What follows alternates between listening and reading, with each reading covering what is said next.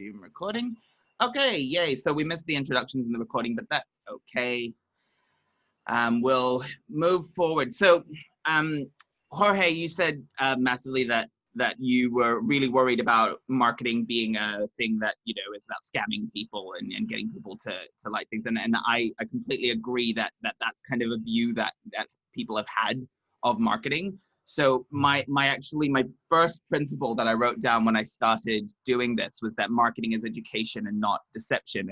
And it's firmly what I believe in when it comes to marketing, that marketing is about educating people about the thing you do rather than trying to create a need that isn't there. And this entire workshop is kind of centered around that principle. But I want to just cover really quickly why I titled it this way and what we're going to cover. And the first important word is architect. And the point here is that you are going to be the designer of the marketing strategy. And maybe if you're a one-man band, if you're doing things yourself and you're not going to have a big team, you will wear both hats of designing the marketing strategy and doing it. But it's important to separate out the distinction between planning your marketing and doing your marketing, even if it's just in your head at this point, because eventually you might want to get someone on board, and you might want to get someone on board for 1 day a week when you can afford it, or you might want to pull on someone full time. But either way, you need to be ready to pass some of this stuff to someone once you get too busy to do it yourself. So it's important to be thinking about this in terms of how am I planning this? Because the planning bit is always going to have to stay with you until you're so big that you hire another manager. But the planning bit is where you're going to have to be keeping your mind. So this is about exercising that level of the marketing. It's not about exercising how to do it, but exercising how to do the right things. And digital marketing is obviously my expertise because I've been practicing digital marketing for a while, but it's also that even before COVID-19, the entire marketing world was trending towards digital. It's the offline marketing is becoming less and less a critical thing, but also COVID-19 has been a massive catalyst for this, and it's proving it to be a great opportunity because people are more online than they've ever been before. People who were hesitant to be online before have been forced onto it. So there's a lot of room here for marketing in the digital sphere, and the content led is the most important part of this title because it is where my approach for marketing comes from, and it's where I think the more forward-thinking marketers already are, right? And I'll talk a bit more about why it must be content-led, but it has to do with the fact that marketing is education and not deception. By the end of the workshop, I want you to have an understanding of how to get to know that target person that you're targeting. I want you to be able to have a unique selling proposition, or at least know that you need to work on it, and therefore a theme for your first campaign. And I then want you to get some sort of idea of how you then go about choosing your marketing channels and how to plan your strategy. And by the end of it, kind of at least have a skeleton of your marketing strategy, or at least know the direction you need to go in order to build that strategy. Really quickly, I'm not going to go on and on about myself, but I just want to make sure that you know that I'm coming from a place of knowledge. And so I started off as a freelance writer, so content is my passion, always has been since I was 9. And I moved to London to work on a startup with a friend, which was quite successful, but it didn't make money, and we had disagreements at the leadership level. And then I spent 6 years with a business coach named Shweta Jajaria, with her, not only her business, but the portfolio of business she owns, as well as working with the clients that she works with. So a good, at least 100 different SMEs I was exposed to during that time, and their marketing strategies. And basically, I feel like I have a creative soul, but the working with quite number-driven business coaches meant that my creativity was tempered with the application to SMEs and the practicality of what content means in marketing. Okay, so let's talk about why I'm saying content-led and why I think it's important that that's the approach that people should take with marketing. And you may or may not be aware of this funnel. This is the buyer funnel, essentially, of where your customers go through. They need to go down this funnel as you sell to them. And this top bit, this awareness and consideration, where you're getting people to understand what you do and teaching them about the options that you have so that they can take consideration between different options. That's the marketing bit. And that's the way most people see it, that this is marketing. The conversion bit is actually more like sales. It's not, and this is the distinction between marketing and sales. Sales is when you've pulled people in already and then you're converting them to get them to take the action to buy from you. Right, so those are distinct, separate parts. And this last bit is really not a place to overlook, which is the customer relationship management, because the loyalty and advocacy bits are the easier bits, because it's easier to get someone to buy from you again than it is to get a stranger to buy from you the first time, because they already know what you do. They've already bought into it. But the thing that connects the entire funnel is content. Content needs to be across all the different bits. And more importantly, the content needs to work together across that funnel, down that funnel. If you're starting with a content-led approach, then this will be simple, because you'll already have the foundation when you're looking at these different areas as separate parts. And you'll be working from the same foundation, so the content will naturally flow from one another. But if you just work on marketing, if you just laser focused on getting leads, you don't build that solid content foundation, when you pull, you'll start pulling in the leads and then realizing you're not converting them well enough. So then you'll start working on the sales. But if you're not working from that same content foundation, your sale experience will be jarring to the customer, and you'll have to work harder to make that fluid.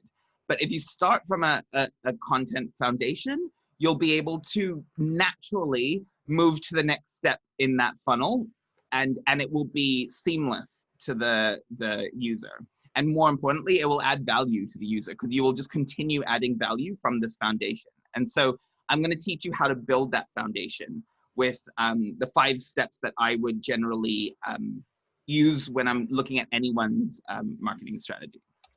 Right? So step 1 is identifying your target person and really getting to know that target person. So the target person is not just, it's not just understanding the demographics as they relate to your business. So not just saying like, oh, it's a person who needs the thing that I've got. Because that's probably blindingly obvious to you. The exercise to take at this point is getting to know them on this weirdly personal level. And so what I usually do with this is I have this long list of quite random but purposeful questions that get you to just think a bit more about who this person is as a person, not as an audience, but as a person. And what I want you to do is now think up who your target person is. Just conjure someone in your head that you think is right, and most of the time you will be right. It's only in a few cases that I've had to course correct the target person for someone. But let's do one of them. You may not have just one. You might have multiple ones, but choose one for now. Choose the one that you think is your primary one. And I'm going to give you some questions to answer. Okay? So what do they consider their primary purpose in life to be? And what I mean by that is what do they see themselves on earth to do? What do they want to be when they were a kid, and is that lining up with what they want to achieve now, and what they believe that they can contribute to the world? So write down your answer to this question. The next question is, what are their day-to-day worries? So you know, what are the things that happen almost every day to them that they have to concern themselves with? What's front of mind almost every day? You know, what are the things that they deal with, that they're frustrated with? You know, do they have kids that are they're always worrying about? Do they have a team that they're always worried about? Do they have You know, hobbies that mean that they're always paying attention. Are they bird watchers? So they're always looking at the birds, you know, so things like this. The next question is, where do they see themselves in 5 years or 10 years? And so this is kind of thinking about what are their aspirations, what do they dream about, what are they planning for, what are they practically thinking their life is going to look like in 5 years? Will they have a family? Will they be a career person? Will they have peace and serenity? You know, will they be leading others? Will they be you know, just the same as they are? Do they feel like their life shouldn't change? You know, there's all sorts of different paths that people can take.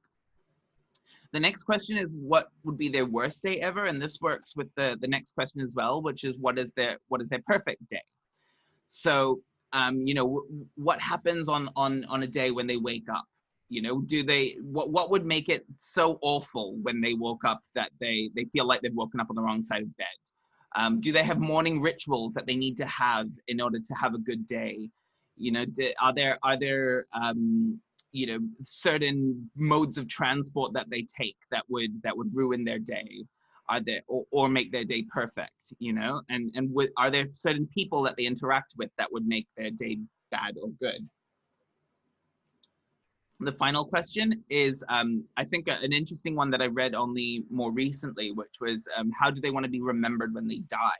This has a slight nuance from the first question of the primary purpose in life, because, it's interesting to think about this in terms of other people's shoes, because what they might feel they're here to do may not be necessarily the same things as how they want to be remembered and what kind of legacy they want to leave behind.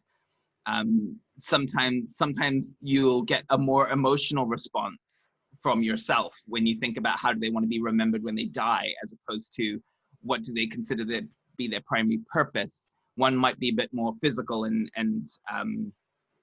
based in reality, while the remembered might be a bit more how they want to be thought about. So once you've got so do you guys want some more time to answer some of those questions, or are you good? You can just put the little thumbs up if you're good, or if you need a bit more time, then I will just wait until I see some thumbs up. In the meantime, I will drink some water. But these questions are, yep, go on.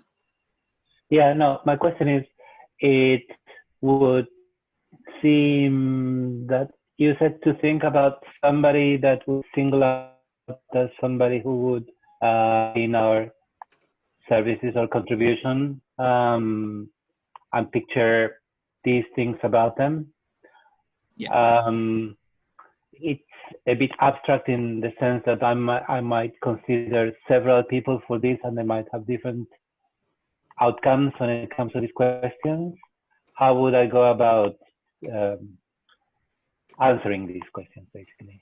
So the first step that I would say is choose. So with the on this workshop, you can't do all of it, but I would say, as an exercise for yourself, do all of these questions for all of the people that you think matter, okay, as a person to target. What will come out, and this will be in step 2, it'll become even clearer, is that one of them will be the best one, right? And it'll be the one, and usually that person will be the best one because you are most suited to delivering to that person. That person might have enough, might be more likely to have money, or you, as you work your marketing, you realize that target person that you maybe didn't initially thought was a main one is actually the one that's responding better to what you do. So you may not initially know exactly which one is your primary, but it will come out either through work or through, as you do this exercise, realizing which one's actually more likely to be the right person for you to target. Yeah. So are the other two, are you okay with moving on to the next stage? Yeah. Rianne? Or are you still working? You're on mute.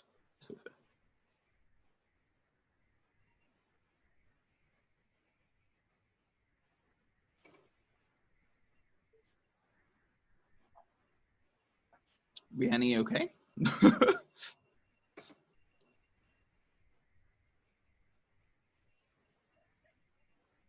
What? I can't see that. Oh, check my phone. Okay. Oh, there's something wrong with Rihanna's screen. Sorry, 1 second. Oh. Oh dear. Okay. That does not look good.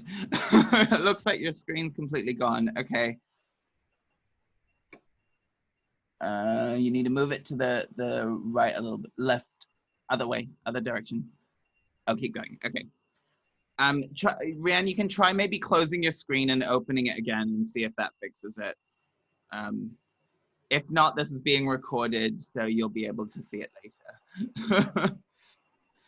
Okay. Once you've got you've answered a few of those questions, and I can give you the full list if you want the full list after this. But once you've done that, you then need to distill all of your answers that you've made to those questions into needs, wants, fears, and frustrations. And I usually create a page that's for each of the target people for an organization. And do this, and so you can see I've put 2 here on the screen because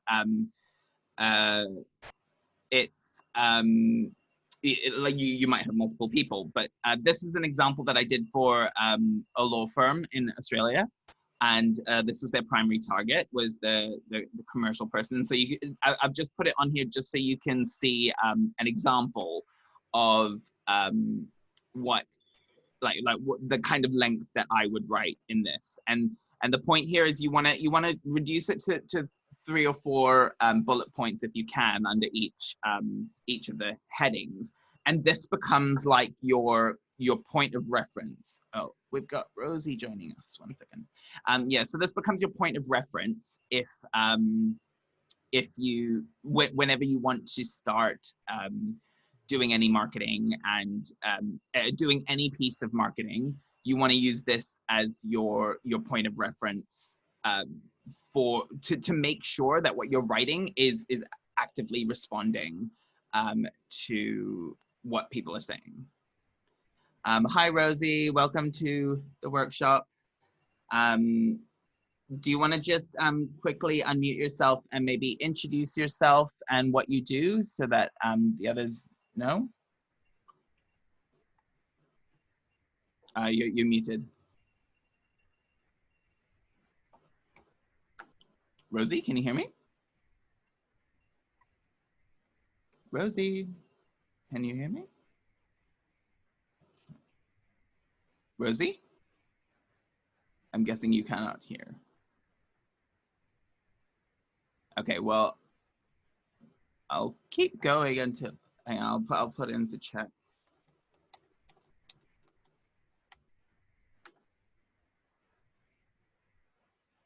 No. Okay. Okay.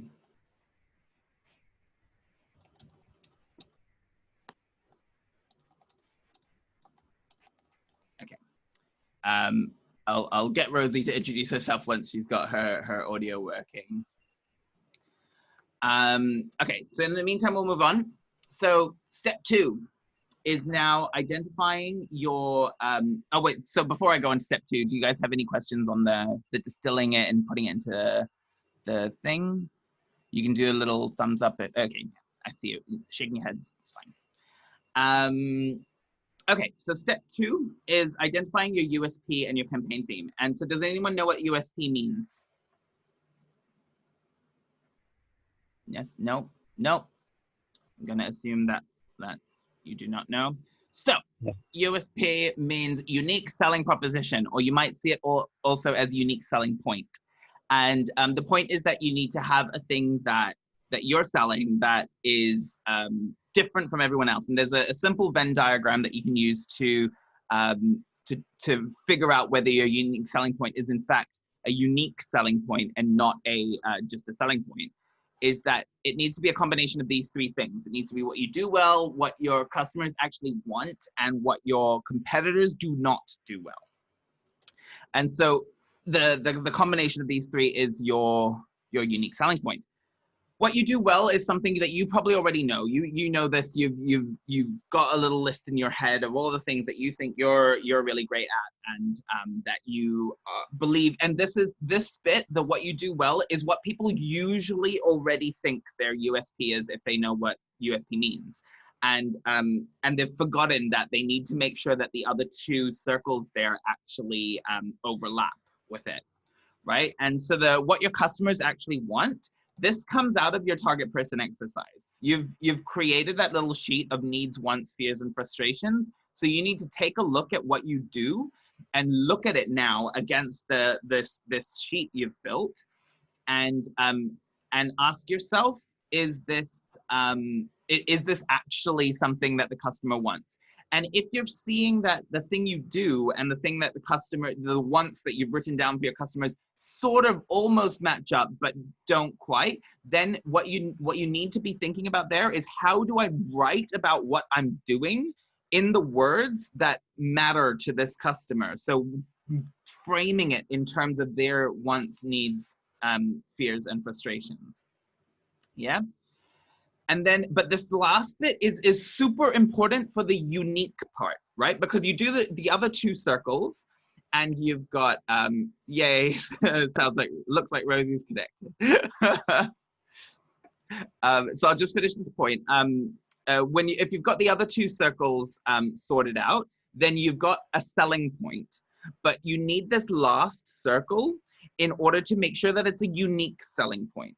And the easiest way to do this is just go have a nosy. Go spend a little time looking at your competitors, see what they're doing, see what they're saying to people, and find out whether they're saying the same things that you were thinking, right? If they're all saying the same things, then the thing you thought was your unique selling point is not unique. And you need to come up with a way to make it, either find a thing you do that your competitors are not doing, or be better at framing your what you do in the language of your customers, in the specific needs and wants of your customers. Then you'll have that unique selling point. Rosie, do you want to just unmute yourself and introduce what you do to everyone? Hi everyone. Sorry I was late and had tech issues. I'm sorry if that was disruptive at all. My name is Rosie. I am a performer and a workshop facilitator. I run a body positivity and creative empowerment project called Body Love Sketch Club. And I'm generally interested in putting more kind of art and creativity and joy and healing and transformation out into the world. Brilliant, thank you. Just to quickly summarize what we've gone through so far for you, the step one was identifying your target person. So I'll just go back. So the first thing was answering these questions of your target person, and the whole thing's been recorded, so I can give you access to it later so you can run through it. But then the point is, once you answer these questions, then you distill them down into needs, wants, fears, and frustrations, like on this sheet. And the point being that this needs to be the exercise where you spend a bit of time at the start, so that you've got this document that you can refer to for all of your future marketing. And then from that, you need to identify your USP, which is the combination of these 3 circles. And it's really important, because a lot of people forget what your competitors do not do well, and they just start talking about the same things that all their competitors are talking about, and it's just not going to be effective to talk about it that way. Yeah. So once you've got your USP, your campaign theme will naturally evolve from your USP. And what I mean by your campaign theme is that your marketing is going to run in sets of campaigns, and those campaigns need to be led by a topic or a certain content approach that you're going to take, and that needs to sit within one of the wants, needs, fears, and frustrations of your target person. And so it naturally makes sense that once you've got your USP, that your first, as a startup, as a one-man band, your first port of call to create a targeted strategy is push that USP. It might come later that like, okay, we've kind of pushed a lot out already on this USP, or we're ready to start another campaign concurrently, and then you might have multiple campaigns. But it's easiest to just start with a campaign theme. Does anyone have a USP written down that they want to share? And then I can kind of maybe explain how the campaign theme would work around that. No. Okay. Not yet. It requires more thinking. Sorry, say it again. It would take some thinking to come up with the answer. Okay, that's fine. We'll move on then from that step.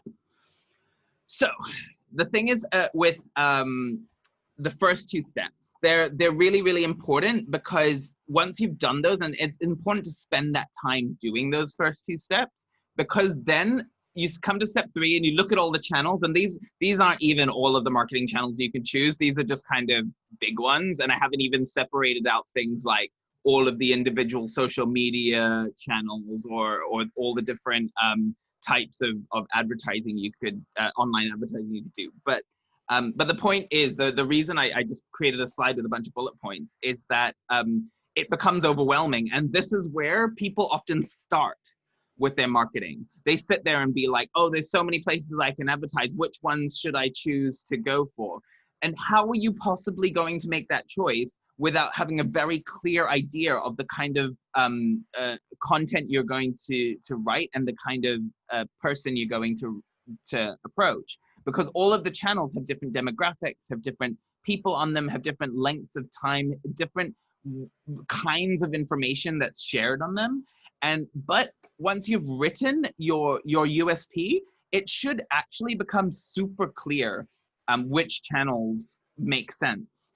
And it's hard for me to concisely explain all of the channels and which kind of person they relate to. So what I would usually do at this stage is take someone's USP or take someone's target person and give them an idea of what kind of channel they would go for. So does anyone want me to do that for them? Maybe even if you have a vague idea of who you're targeting. I was thinking, like, in my head was, I've already started telling school mums, and AJ's already started telling his friends. Mm-hmm. So we were thinking, once I was up and running, it'd probably be more like through the WhatsApp channel and that. But anyway, yeah, so it's just basically word of mouth at the moment is what we're doing. We've got no flyers or anything, or no business cards. So I don't know if you want to use my one. Yeah. Okay, so we'll use that. And so Rosie, just for your and for the others to recall, Rianne is doing a business where she's setting up like backdrops and things for events and parties. And so your target person, you're saying, is like a school mom, and they're all kind of already in your social networks. So you're using WhatsApp, which makes sense. The thing with yours, Rianne, is that when you write out your target person, your target person's kind of you. So it's a bit easy for you to do this. You could really narrow down into the things, but you also know your target people really well because they're in your social network. So you don't have to do too much hard thinking. But what you do need to do there, the effort you need to put in there, is think about the wants, needs, fears, and frustrations. Separate out those 4 things and really get deep into the emotions behind those things, not just the physical things that are frustrating and annoying them or the things they want, but the emotional responses they have to things. And that will determine the kind of messaging that you will then need to use. And even in something like a WhatsApp message, let's say you're sending a WhatsApp to a group of moms. If you're like, and this is off the top of my head, and so it may not be entirely correct, but let's say you've narrowed it down to being like, okay, so a big frustration for my target person is that they have too many things to do during a party, and so they want this thing to just be sorted out, and but they have very particular taste into how they want the party to go, so they want it to be sorted out, but they want to rely on the fact that it will look good. So immediately when you send a WhatsApp message, if you're just saying, does anyone, is anyone having an event? I'm running this, I'm starting this thing out with backdrops. That's not going to give them any kind of assurance that you know what you're doing or that you have taste. So with your WhatsApp message, you must put a photo, because then it shows that you know what you can clearly create a thing that they know has taste. Does that make sense? Yeah. And so that's where it kind of leads with anything you write. You need to be pushing on some of those elements in that target person. I would think that with yours, actually, a thing like flyers or something that people can keep in their homes might actually make sense, because yours is a thing that people will only respond to you when they have need, but they need to know you exist before they have need, right? So that, and then you need to keep reminding them that you exist. So also things like sharing the things you're creating on your social media or through your groups is a good way to low-key brag, as they say, right? Where you're like, oh, look at this cool thing I created, not as a way to sell and be like, do you want some? And but more just constantly showing that you're creating the thing that they want. Yeah, and so then when they have the need, they come to you. So rather than having outbound effort of do you need it, it's more about making everyone aware that you do these things so that when they need it, they come to you. Yeah. So you'll want to look at channels that do more of that, and so a website is probably a good idea as well, because then on a website you can showcase your need. I mean your taste. Yeah. Yeah. Okay. Cool. And Jen, did you want me to do yours as well? Oops. Yes, please. Yeah. So do you want to just share what you think your target person and your USP might be? Okay, so basically, with the hypnotherapy, I'm wanting to go into working with people who have already been working on themselves for a while, and want to go deeper. So entering a deeper state of stillness, being able to hold that space longer during the day, and people who don't want to be distracted by their own thinking, which is what, if you look at suffering, the whole concept of suffering is because we're listening to our thinking and believing in it, and so it's training ourselves to not do that. And to not do that longer periods of time, and so it's so it's working with really focused people who are really focused and who really want to see results and go a lot deeper. Yeah. So with yours, I think there's an interesting thing there of the interesting paradox of social media as well, in that social media is a good way to kind of reach a lot of people, but your person doesn't want to be, is probably focused on not being distracted a lot. So they're probably actually not looking at their social media as much as we might think. So to me, it would be difficult to do something on social media that has good effect for you. So I would think more things like direct marketing and probably event marketing, going to, and we discussed this yesterday, but going to places that where this audience already is, and offering offering value to that audience in that space. So because your target person is that kind of person who's working on themselves already, they probably have spaces that they go to where they are in that mindset of working on themselves and trying to find that inner peace. And so that might be places where they do meditative workshops and that sort of thing already. It could also even be like places like libraries and quiet spaces, you know, that you would think that a person like that would enjoy spending more of their time rather than the chaos of the internet. So the internet, I think for you would be more of a brochure tool than a marketing tool, like a hardcore lead generating tool. You would use it to point people at when they need a bit more information, but the place that your people are engaging with marketing, so to speak, is probably more real world. And so yeah, so I think there's that. And there's also I think maybe with yours as well, it's all about what they sort of call influencer marketing, though influencers have a terrible name these days. But the idea of an influencer is basically just someone who people are listening to.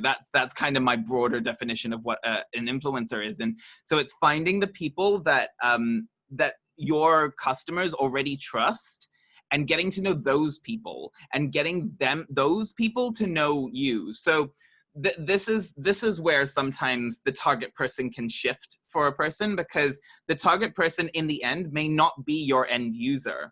Your target person might actually be the person that your end user trusts and uses as a way to find information. So a good example for me personally is that when it comes to my food and my diet, I don't always do huge amounts of research, because I have a friend that I know does loads and loads of research. And so I usually just ask her for her opinion on a certain type of food or whatever.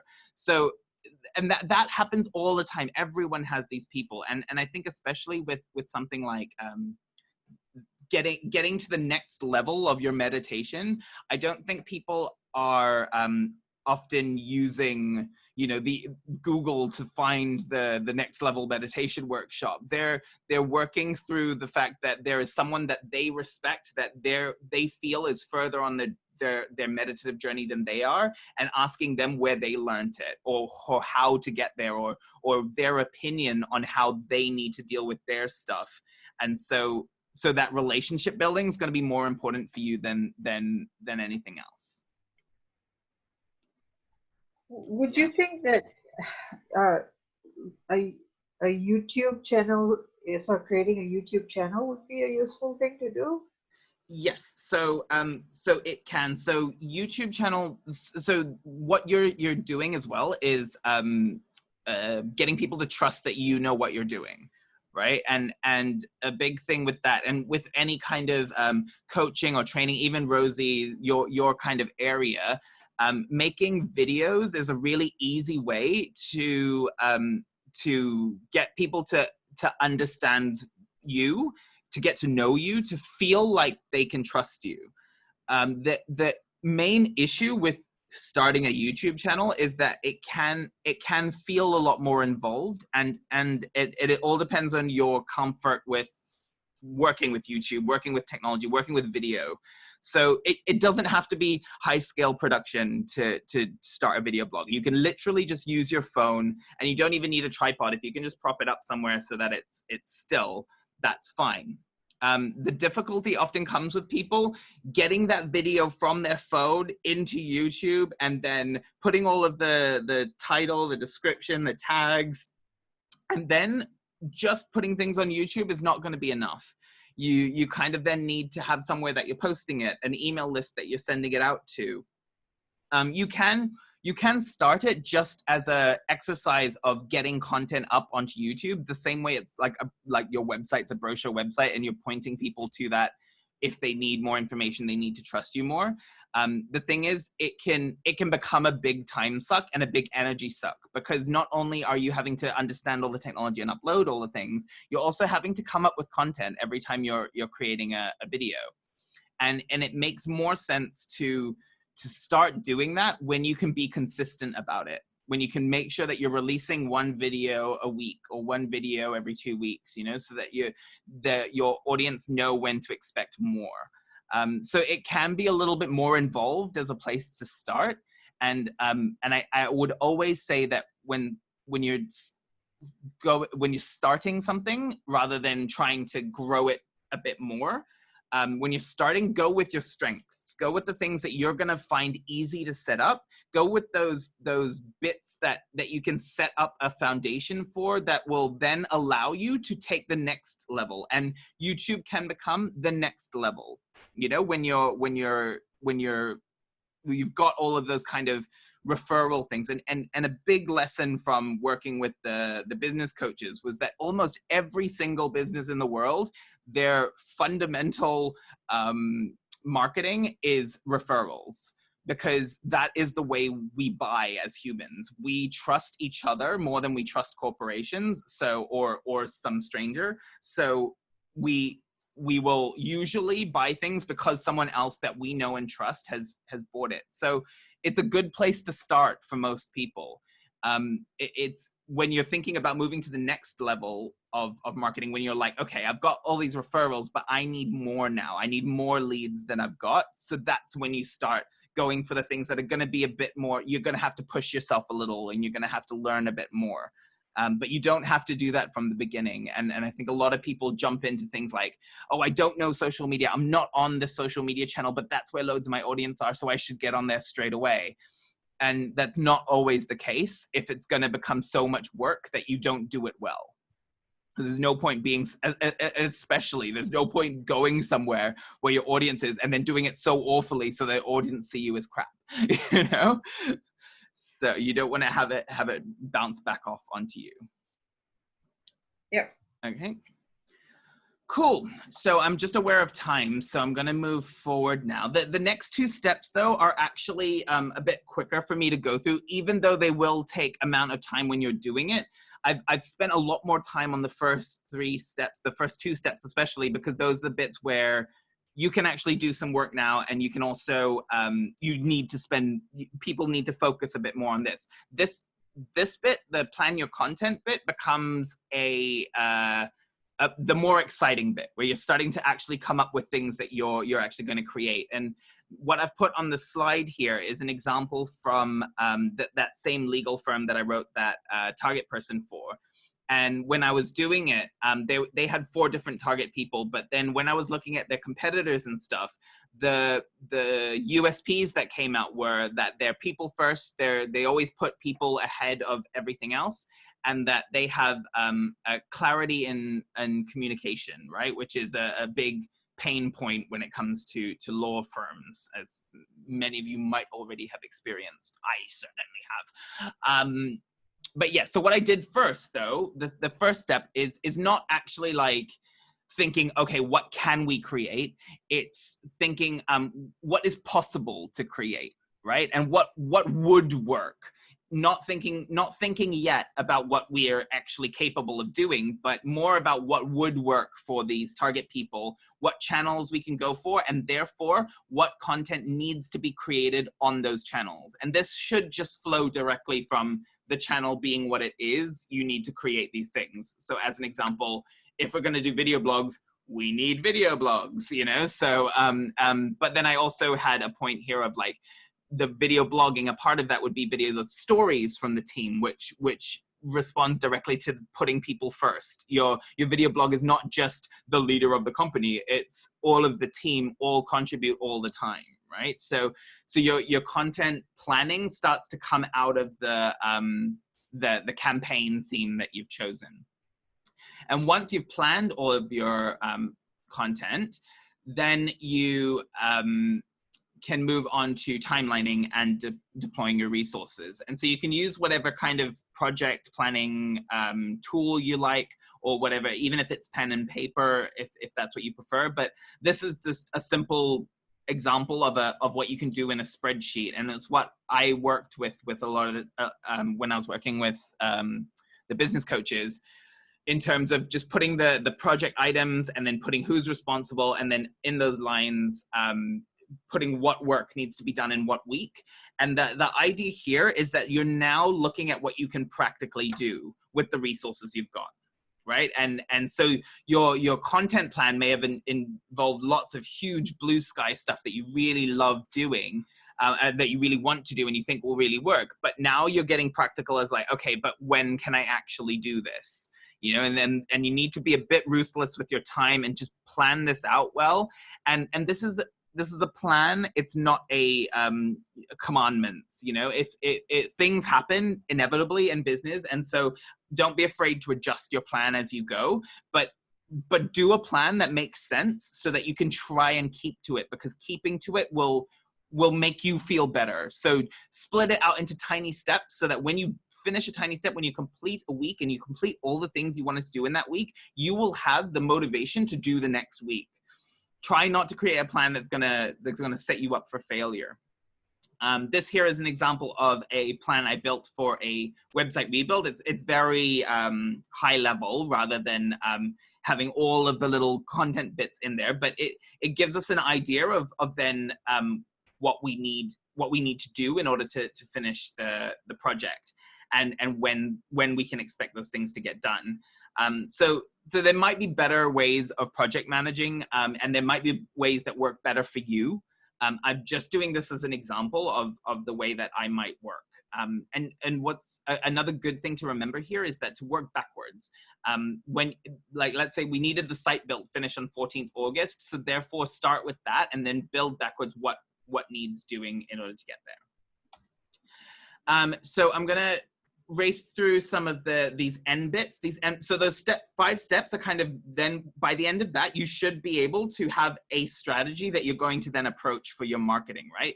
But it's important to remember that marketing is just that. Those 5 steps are just that top piece. I haven't talked about anything to do with conversion or loyalty and advocacy, but those 5 steps set the foundation to do these other bits. But I didn't want to leave you without these bits for the funnel. So what I've put here is a few questions that you would need to think about. Oh, there seems to be an annotation on there. Let me just clear that.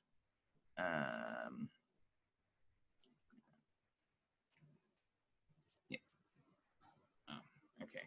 Maybe that's, okay, yes, okay. So how are you qualifying your leads is a good question to be asking yourself when you're coming down to that sales piece, if you're needing to figure it out. Who is qualifying your leads? So sometimes you may not be the best person to sell your product, but maybe you are. And if you are, then are you focusing well on how you're qualifying the people that come in? How many touch points do you have in your sales process? There's a lot of stuff on the internet about sales processes and how many times you need to be in touch in order to push that sales process along at an optimum speed. And then you need to think about your pricing structure and how you're presenting your pricing. And that's a really important question. And if you take your target person exercise and then pose to yourself the question, how am I presenting my pricing? It should become clearer to you that maybe you're presenting your pricing the wrong way, because you're not presenting it in a way that is triggering their wants, needs, fears, and frustrations. And then the last bit is, are you using that target person exercise whenever you're talking to your leads? Are you always thinking about what they are wanting and needing rather than what you are offering? And that's a big mistake that people make in sales, is that they're often talking about how good their item is without putting it in the context of what the customer actually wants. This last bit, the customer relationship management, remember, it's easier to get someone to buy something again. So it is something you should be thinking about as a part of your wider business strategy. And a big thing is, do you have loyalty schemes or an incentive in place for repeat purchase? And these can be really simple. They don't have to be complicated incentive schemes. You can simply say something like, you know, it can be as simple as, like, I give them a sweet when they come, you know, so that they come back for that sweet the next time, or giving them a discount on the next one, or that sort of thing.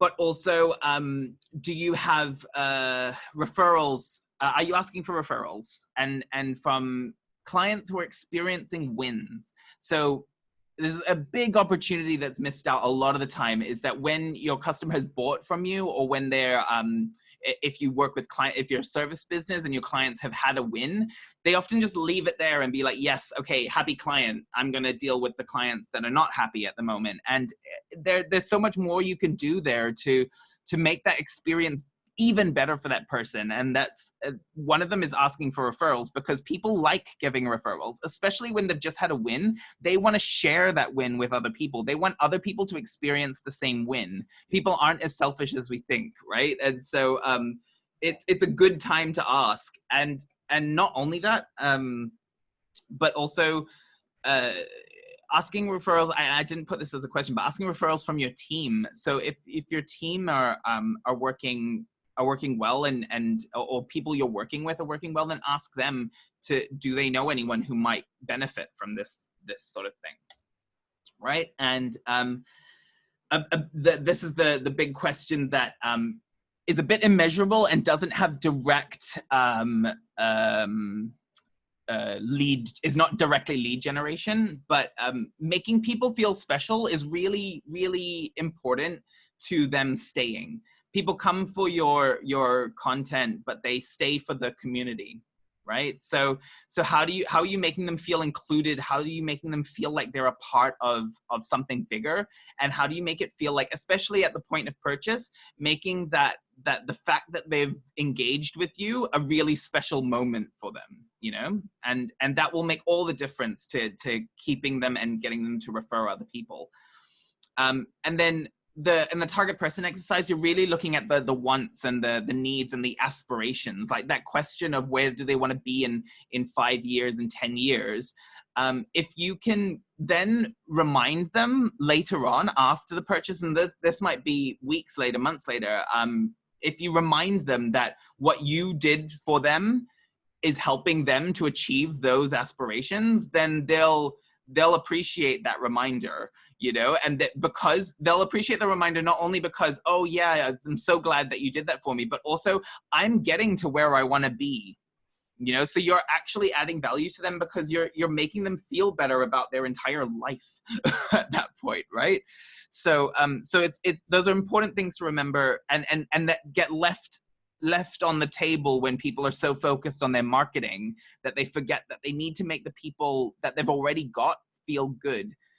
It's not don't become a lead machine and just lead in, sale, okay, done, you know. It's you keep those people in your hand, and it will pay off in monetary ways as well, because they'll refer people. The last bit is about determining success. So each bit of the funnel has different kind of metrics that are important to be measuring.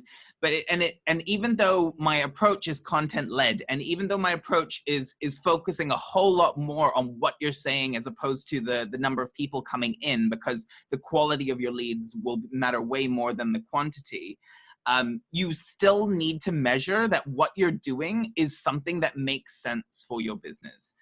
And so you cannot leave off. You cannot, as much as I hate numbers, you cannot live without them if you're going to run your business. And so you do need to make sure that you have a dashboard.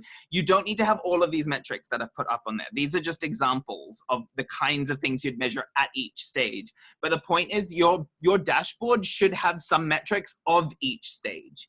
And there should be top level metrics on your dashboard. It should be super basic. Don't make your dashboard complicated. Don't measure everything that you can measure. Measure the things that will give you an indication of whether you need to look closer or not, right? So maybe choosing 1 or 2 of each stage is actually all you need. And then you add to your dashboard according to the projects that you're working on, according to the things that you put on that timeline. You then add metrics to your dashboard to indicate that, okay, I'm working on doing a website rebuild. So therefore my dashboard needs to include traffic, because that's the most important metric when it comes to my website, Or I'm working on getting into workshops like Antigen, getting into workshops in meditation centers. So your dashboard needs to have a metric that's maybe a number of workshops contacted this week, you know, and number of responses from workshops. Number of responses for that, and then maybe workshops delivered. And then because you're measuring that every week, then you're going to start to see whether, okay, maybe I'm not contacting enough workshops, or I've contacted 100 workshops in the last month and I've had one response. Maybe this channel isn't the right one for me, you know? And but if you don't have that dashboard and you're not measuring those things, you're just gonna keep working like a rabbit and never actually and you might be running enthusiastically in the wrong direction. So, like make sure that you build a dashboard. And this dashboard is an example of one that I did for a website. And the reason I prefer to, so you can use tools like Google Analytics and stuff to have your dashboards already built for you. The thing is, I find that Google Analytics is great for like looking at a lot of things, but I prefer to use a spreadsheet because I know how to use spreadsheets quite well to do things like having a rolling 4-week average.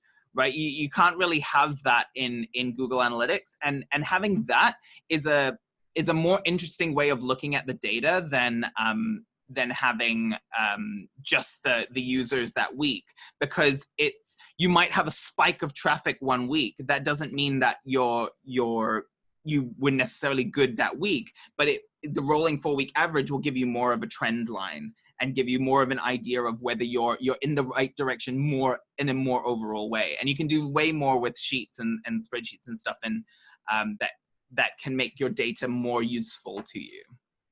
So I prefer to do it that way. So that is the end of that. If you have any questions, you can ask them now, but I just want to leave on the last note of all the other bits, just I can't say it enough. Spend more time on step 1 and 2 than you do the rest of it, and the rest of it will become easy. And that's the big takeaway to take from this. So, do you guys have any other questions? You can put a little thumbs up if you have no questions.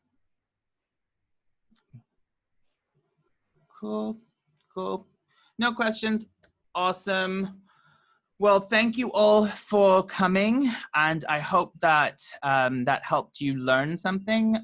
If you do come up with any other questions over like the next few days as you think about things more, or you spend a bit more time on building your target person and your USP, and you're a little unsure, or you feel like you want some help, just feel free to get in touch. One of my other big principles is that I say that I believe that people should pay for work and not for talk. So I'm very happy to have a chat, talk about what you're doing, give you extra direction without charging you for it. And I would only ever charge if I was actually physically doing something for you, like building something or writing a strategy document or whatever.